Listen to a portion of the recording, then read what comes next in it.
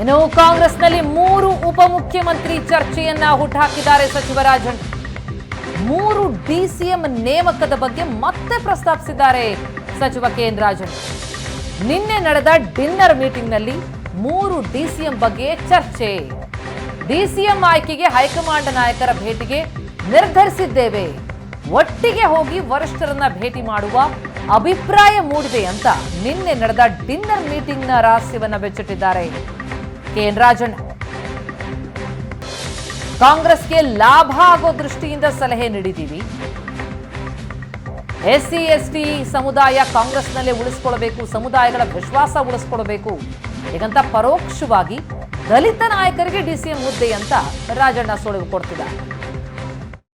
Sir, ಅದು 3 ಆಗ್ಬೇಕಾ, 1 ಮಾಡ್ತಾರ, 4 ಮಾಡ್ತಾರ, ಅದು ಅವ್ರು ತೀರ್ಮಾನ ಮಾಡಲಿ. ಯಾವೆಲ್ಲ ಸಮುದಾಯಗಳು ಕಾಂಗ್ರೆಸ್ ಪರವಾಗಿ ಹಿಂದೆ ನಿಂತಿದ್ದು ಆ ಸಮುದಾಯಗಳ ವಿಶ್ವಾಸ ಉಳಿಸ್ಕೊಂಡು ಹೋಗಬೇಕು ಅಂದ್ರೆ ಆ ಸಮುದಾಯಗಳಿಗೆ ಪ್ರಾತಿನಿಧ್ಯ ನೀಡಬೇಕು ಅಂತಕ್ಕಂಥದ್ದು. ನಾವು ಯಾರಿಗೆ ಮಾಡಬೇಕು, ಯಾರಿಗೆ ಮಾಡಬಾರ್ದು, ಯಾವ ಸಮುದಾಯಕ್ಕೆ ಕೊಡಬಾರ್ದು ಅಂತಕ್ಕಂಥದ್ದನ್ನ ನಾವು ಹೇಳಲಿಕ್ಕೆ ಹೋಗೋದಿಲ್ಲ.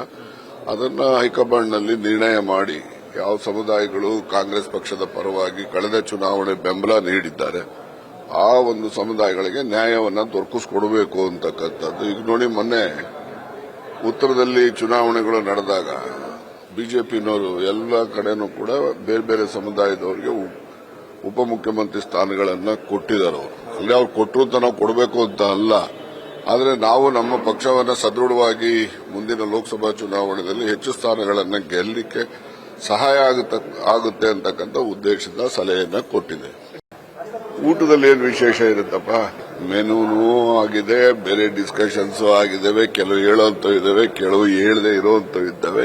ಹೇಳದೆ ಇರೋಂಥವನ್ನ ಕರೆಕ್ಟ್ ಸಮಯದಲ್ಲಿ ಹೇಳ್ತೀವಿ. ಈಗ ಅದು ಕಾಲ ಪಕ್ವ ಇಲ್ಲ, ಈಗ ಅದನ್ನೆಲ್ಲ ಹೇಳಕ್ ಹೋಗೋದಿಲ್ಲ. ಹೇಳೋ ವಿಷಯ ಊಟಕ್ಕೆ ಸೇರಿದ್ದು, ಅದು ಹೇಳೋ ವಿಷಯ. ರಾಜಕಾರಣ ಏನೇನೋ ಮಾತಾಡಿರ್ತೀವಿ, ಅವೆಲ್ಲ ಹೇಳದೆ ಇರೋಂಥವು ಅದು ಸೂಕ್ತ ಕಾಲದಲ್ಲಿ ಅವನ್ನೆಲ್ಲ ಹೇಳೋಣ. ನಾವು ಹೋಗಿ ಭೇಟಿ ಮಾಡಬೇಕು ಅಂತಕ್ಕಂಥದ್ದು ಒಂದು ಅಭಿಪ್ರಾಯ ಮೂಡಿದೆ.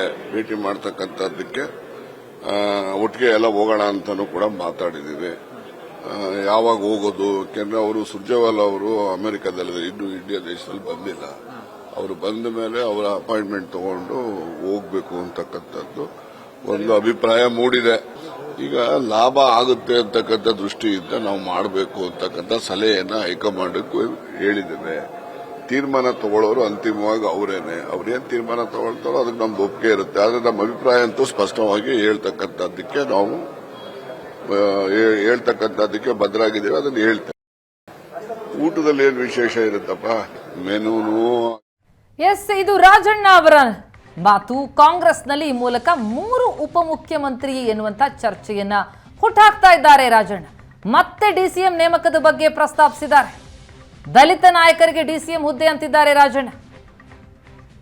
ಒಟ್ಟಿಗೆ ಹೋಗಿ ವರಿಷ್ಠರನ್ನ ಭೇಟಿ ಮಾಡಿ ಬರುವಂತಹ ಒಂದು ಅಭಿಪ್ರಾಯ ಮೂಡಿದೆ ಅಂತಿದ್ದಾರೆ. ಈ ಡಿನ್ನರ್ ಪಾಲಿಟಿಕ್ಸ್ ವಿಚಾರಕ್ಕೆ ಸಂಬಂಧಪಟ್ಟಂತೆ ಡೀಟೇಲ್ಸ್ ಕೊಡ್ತಾರೆ ನಮ್ಮ ರಿಪೋರ್ಟರ್ ಆನಂದ್ ಬೈದನ ಮನೆ ಸಂಪರ್ಕದಲ್ಲಿದ್ದಾರೆ. ಆನಂದ್, ಮತ್ತೆ 3 ಡಿಸಿಎಂ ನೇಮಕ ವಿಚಾರವನ್ನ ರಾಜಣ್ಣ ಪ್ರಸ್ತಾಪಿಸ್ತಾ ಇದ್ದಾರೆ. ನಿನ್ನೆ ನಡೆದಂತಹ ಡಿನ್ನರ್ ಸಭೆ ಏನಿತ್ತು ಅಲ್ಲಿ ಬಹಳಷ್ಟು ಚರ್ಚೆಗಳಾಗಿದೆ ಅನ್ನೋದ್ರ ಬಗ್ಗೆ, ಅದರಲ್ಲೂ ಪ್ರಮುಖವಾಗಿ ಉಪಮುಖ್ಯಮಂತ್ರಿ ಸ್ಥಾನದ ವಿಚಾರಕ್ಕೆ ಸಂಬಂಧಪಟ್ಟಂತೆ ಚರ್ಚೆಯಾಗಿದೆ ಅನ್ನೋ ಮಾತುಗಳು ಕೇಳಿ ಬರ್ತಾ ಇತ್ತು. ಅದಕ್ಕೆ ಇನ್ನಷ್ಟು ಪುಷ್ಟಿ ಕೊಡ್ತಾ ಇದೆ ಈಗ ರಾಜಣ್ಣ ಅವರ ಹೇಳಿಕೆ. ಇದನ್ನ ನೋಡ್ತಾ ಹೋದ್ರೆ ಮತ್ತಷ್ಟು ಡಿಸಿಎಂ ಹುದ್ದೆಗಳು ಸೃಷ್ಟಿಯಾಗೋದು ಪಕ್ಕನಾ ಅಥವಾ ಸಿಎಂ ಸ್ಥಾನ ಬದಲಾವಣೆಯ ಸೂಚನೆನ ಏನು ಅಂತ? ಕಳೆದ ಹಲವು ದಿನಗಳಿಂದಲೂ ಕೂಡ ಕೆ.ಎನ್. ರಾಜಣ್ಣ ಅವರು 3 ಡಿಸಿಎಂ ಆಗಬೇಕು ಅಂತಕ್ಕಂಥ ಒತ್ತಾಯವನ್ನು ಮಾಡ್ಕೊಂಡು ಬರ್ತಾನೆ ಇದ್ದಾರೆ. ಯಾಕಂದ್ರೆ ದಲಿತ ಸಮುದಾಯಕ್ಕೆ ಡಿಸಿಎಂ ಸಿಗಬೇಕು ಅನ್ನುವಂತ ಮುಖ್ಯ ಉದ್ದೇಶ ಇಟ್ಕೊಂಡು ಇತರ ಪ್ರಮುಖ ಸಮುದಾಯವನ್ನು ಕೂಡ ಕನ್ಸಿಡರ್ ಮಾಡಬೇಕು ಅಂತಕ್ಕಂಥದ್ದು ರಾಜಣ್ಣ ಅವರ ಆಗ್ರಹ. ಇದಕ್ಕೆ ಸಹಜವಾಗಿ ಪಕ್ಷದ ಒಳಗಡೆ, ಪಕ್ಷದ ಹೊರಗಡೆ ಸಹಜ ಎಲ್ಲೆಲ್ಲಿ ಅವಕಾಶಗಳು ಲಭ್ಯ ಆಗುತ್ತೋ ಎಲ್ಲ ಕಡೆಯೂ ಕೂಡ ಅವರು ತಮ್ಮದೇ ಆದ ದಾಟಿಯಲ್ಲಿ ಈ 3 ಡಿಸಿಎಂ ಆಗಬೇಕು ಅಂತಕ್ಕಂಥದ್ದನ್ನ ಅವರು ಪ್ರಸ್ತಾಪ ಮಾಡ್ಕೊಂಡು ಬರ್ತಾ ಇದ್ದಾರೆ. ಅದಕ್ಕೆ ಒತ್ತಾಯವನ್ನು ಕೂಡ ಮಾಡಿದ್ದಾರೆ. ತಮ್ಮ ಹೇಳಿಕೆಯನ್ನು ಅವರು ಸಮರ್ಥನೆ ಕೂಡ ಮಾಡ್ಕೊಂಡಿದ್ದಾರೆ. ಈಗ ನಿನ್ನೆ ನಡೆದಂತ ಸತೀಶ್ ಜಾರಕಿಹೊಳಿ ನಿವಾಸ ನಡೆದ ಸಭೆಯಲ್ಲೂ ಕೂಡ 3 ಡಿಸಿಎಂ ಆಗಬೇಕು ಅನ್ನೋ ಬಗ್ಗೆ ಚರ್ಚೆ ಆಗಿದೆ. ಯಾಕಂದ್ರೆ ಮುಂಬರ್ತಕ್ಕಂಥ ಲೋಕಸಭಾ ಚುನಾವಣೆ ಹಿನ್ನೆಲೆಯಲ್ಲಿ ಜಾತಿಗೆ ಆದ್ಯತೆ ಕೊಟ್ಟರೆ ಸಹಜವಾಗಿ ಆ ಸಮುದಾಯ ತಮ್ಮಲ್ಲಿ ನಿಲ್ಲತ್ತೆ ಅಂತಕ್ಕಂಥ ಒಂದು ಲೆಕ್ಕಾಚಾರ, ಒಂದು ರಾಜಕೀಯ ಲೆಕ್ಕಾಚಾರದಲ್ಲಿ 3 ಡಿಸಿಎಂ ಆಗಬೇಕು ಅನ್ನುವಂತ ಒಂದು ಹೇಳಿಕೆಯನ್ನು ರಾಜಣ್ಣ ಕೊಟ್ಟಿದ್ರು ಮತ್ತು ಅದಕ್ಕೆ ಪೂರಕವಾಗಿ ಒತ್ತಾಯವನ್ನು ಕೂಡ ಮಾಡಿದ್ರು. ಈಗ ಅದಕ್ಕೆ ಪೂರಕವಾಗಿ ಇನ್ನೊಂದಿಷ್ಟು ಮಾಹಿತಿಯನ್ನು, ಆದರೆ ಬಿಜೆಪಿ ಮಾಡಿರತಕ್ಕಂಥ ರಾಜಕೀಯ ನಡೆಯನ್ನು ಕೂಡ ಪ್ರಸ್ತಾಪ ಮಾಡುವಂತ ಪ್ರಯತ್ನಗಳನ್ನು ಮಾಡಿದ್ದಾರೆ.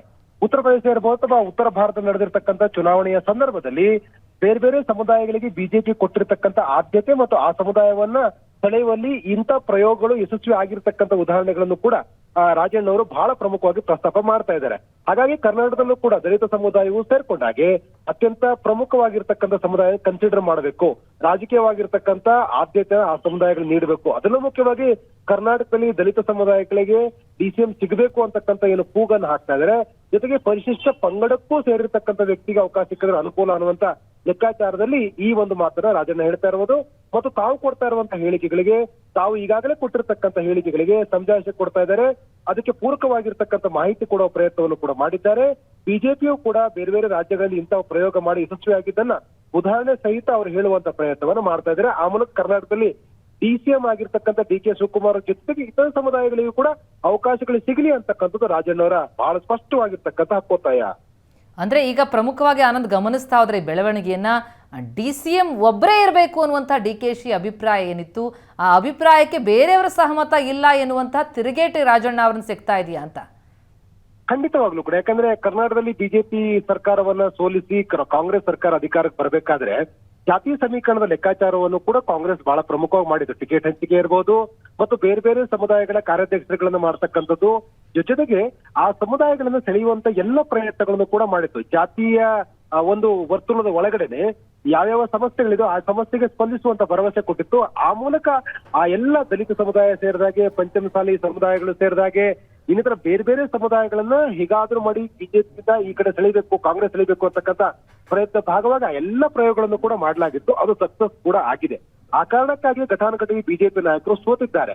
ಈ ಎಲ್ಲ ಲೆಕ್ಕಾಚಾರದ ಹಿನ್ನೆಲೆಯಲ್ಲಿ ಕಾಂಗ್ರೆಸ್ ಹೈಕಮಾಂಡ್ ಮೇಲೆ 3 DCM ಆಗಬೇಕು ಅಂತಕ್ಕಂಥ ಒತ್ತಾಯವನ್ನ ದಲಿತ ಸಮುದಾಯಕ್ಕೆ ಸೇರಿರ್ತಕ್ಕ ಸಚಿವರುಗಳು ಮಾಡ್ತಾ ಇರುವಂತದ್ದು. ಆ ಮೂಲಕ ST ಸಮುದಾಯ ಸೇರಿದಾಗೆ ಯಾವ್ಯಾವ ಸಮುದಾಯಗಳು ರಾಜಕೀಯವಾಗಿರ್ತಕ್ಕಂಥ ಆದ್ಯತೆಗಳು ಸಿಕ್ಕಿಲ್ವೋ ಆ ಸಮುದಾಯಗಳನ್ನು ಕೂಡ ಪರಿಗಣಿಸಬೇಕು. ಮತ್ತೆ ಕೇವಲ DCM ಆಗಿ ಡಿ.ಕೆ. ಶಿವಕುಮಾರ್ ಮಾತ್ರ ಇರಬಾರದು, ಜೊತೆಗೆ ಇನ್ನಿತರ ಸಮುದಾಯಗಳನ್ನು ಕೂಡ ಪರಿಗಣಿಸಿದಾಗ ಸಹಜವಾಗಿ ಒಂದು ಪಾಸಿಟಿವ್ ಆಗಿರ್ತಕ್ಕಂಥ ರೆಸ್ಪಾನ್ಸ್ ಸಿಗತ್ತೆ ಅನ್ನೋದು ರಾಜಣ್ಣ ಅವರ ಒಂದು ಸಮಜಾಯಿಸಿ. ಸೊ ಅದನ್ನ ಪಕ್ಷದ ಒಳಗಡೆ ಅದನ್ನ ದಾಖಲು ಮಾಡ್ತಕ್ಕಂಥ ಪ್ರಯತ್ನವನ್ನು ಮಾಡ್ತಾ ಇದ್ದಾರೆ.